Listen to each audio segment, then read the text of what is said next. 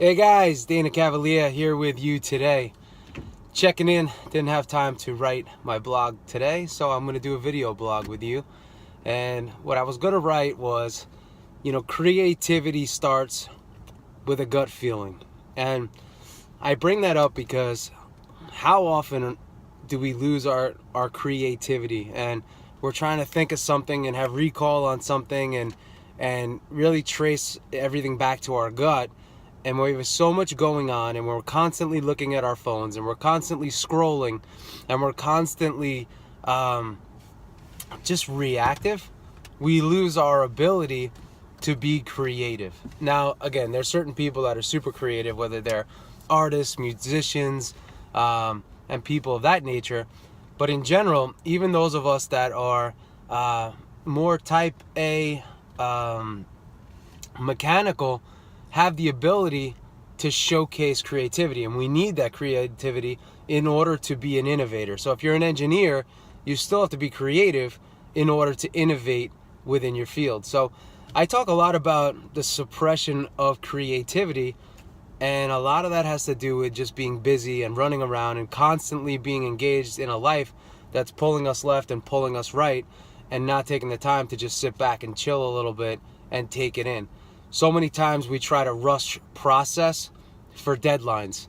I have to do it by this day. And a lot of times, by pressing ourselves to a deadline, especially being a creative or having to work in a creative space, we set ourselves up actually for a failure rather than a victory. Because the way the mind works, when it comes to creativity, it happens due to intuition. It happens when you're looking at a clear canvas and you become a clear canvas.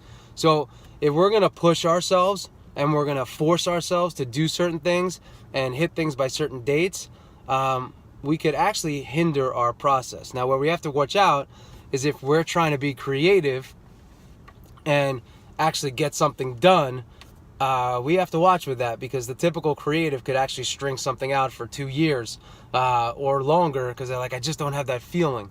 Now, I do have a really cool story. I work with a guy. He owns a professional sports team, and he's actually a billionaire. And he told me one line of advice. He said, listen, if you're going to go out and eat, you better give yourself the time to digest. So if you don't give yourself enough time to digest, you end up eating again and again and again, and eventually you have a backup situation. So I really thought a lot about that, and I said, man, that's actually great advice.